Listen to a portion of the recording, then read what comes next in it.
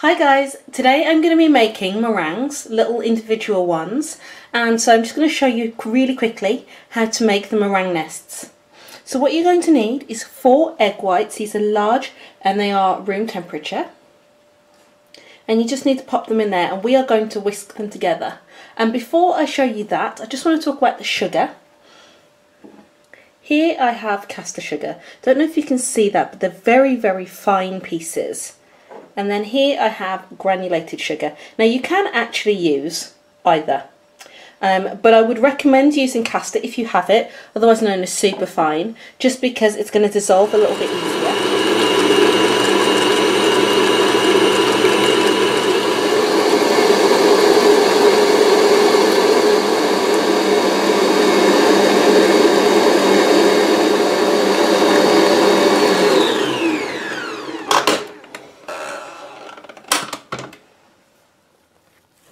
Okay, so you can see here that it's got really foamy, and I'm going to start adding the sugar now.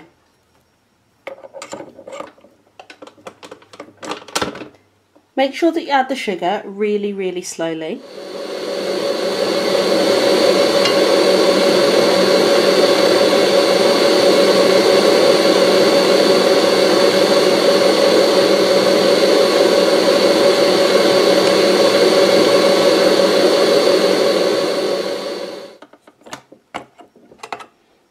You can see here that there is a point, so I've managed to get to stiff peaks and it's really glossy. I don't know if you can sort of tell very much, but it is beautifully glossy and very thick. It really holds its shape, so that's what you need.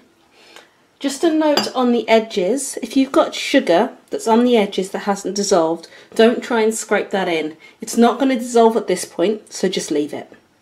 Okay, so I'm going to put this into my piping bag now and I'm going to pipe onto my sheet. I've got a baking sheet here and it's about a foot square. And I've got some non-stick parchment on here, and I've just used the tip actually of this just to put some underneath so it acts as a glue so that the paper comes down. If the paper, while it's in a fan assisted oven, moves about, then it will impact the shape of your meringue. So all you need to do is just pipe your shape. They don't really spread, so you don't need to worry about that sort of thing. 1 second and you'll be able to see.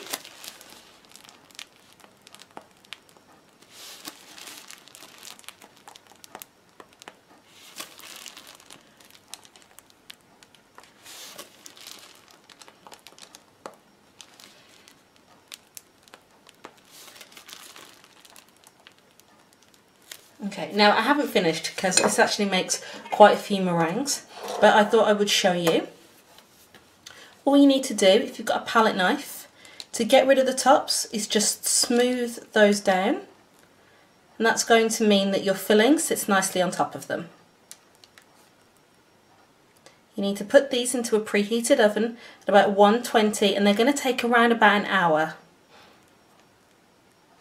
The longer you leave them, the harder they'll be, but if you take them out sort of after an hour, they're going to be more marshmallowy.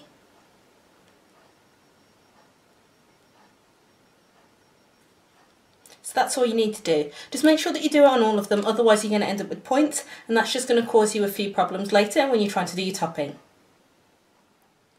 These are out of the oven now. I put them in at 120 for 1 hour, and then I left them in with the door closed for another hour. And so they carry on cooking and they will come off really easy. Like, just so easy. And if you tap them, they're going to sound hollow. So that's how you know that they're cooked. So the next thing that you need to do is your cream. So this is my cream. I've got 150 millilitres, which I think is give or take 5 fluid ounces in my bowl. This is double cream, and I'm going to add some icing sugar and some vanilla extract. Use extract rather than essence if you can. And we're just going to whip that up, and we're also going to add fresh fruit. But the other thing that we're adding is this. Now, I just saw this in the supermarket, thought it looked good, so I bought it. You can make these obviously, but this was on offer when I bought it. And lemon curd or lime curd also works really well, and I'm going to put the link in the description box below for one of my videos where you can make lemon curd, and it's the best lemon curd you will ever taste. So let's get started with the cream.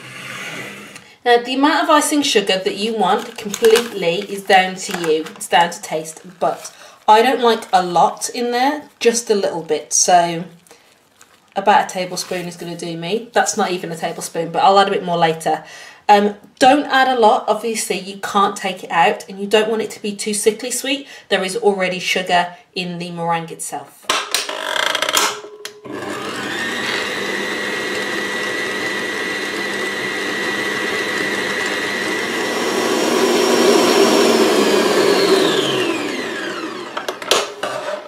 Cream has started to thicken a little bit, and now I'm going to add my vanilla, and I am just going to add a touch, so about 1/4 teaspoon.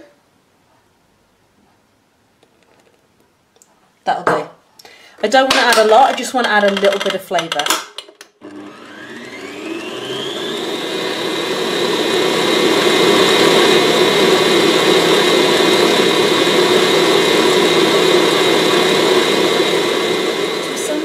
Is really simple. I've got my coolie and I'm just going to put it in here. The reason that I'm doing that is it's going to make it a bit easier for me to put it on top of the meringues in a pretty way. I also have, this is 1 whole mango that I've chopped up, and these are some blueberries. Obviously any fruit will do nicely.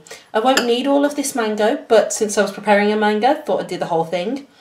The amount of blueberries that you want completely depends on how big you did your meringues and also how much colour you want to add.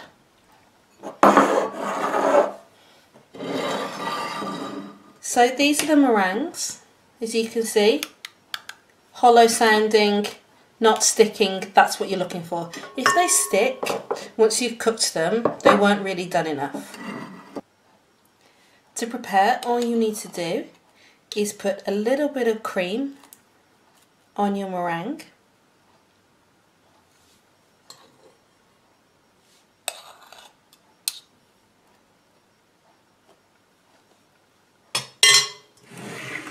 And then we're going to add some coolie. You could add this all in one bit, or you could drizzle.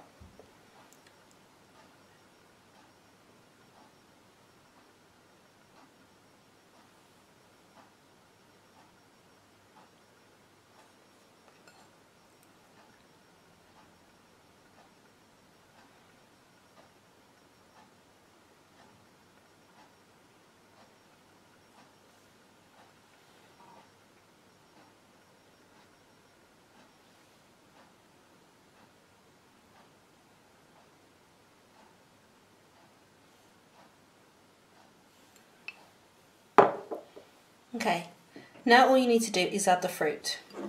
So because the coolie is a similar colour to the mango, I'm going to add the mango first, and then I can add the blueberry for colour.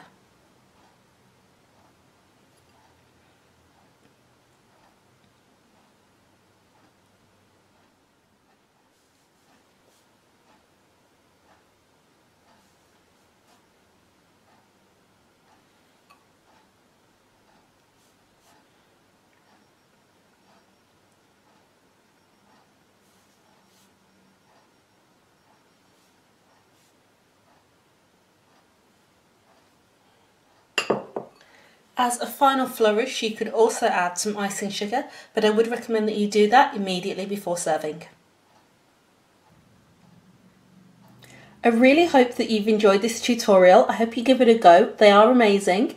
Thank you very much for watching, and if you enjoyed the video, please like and subscribe.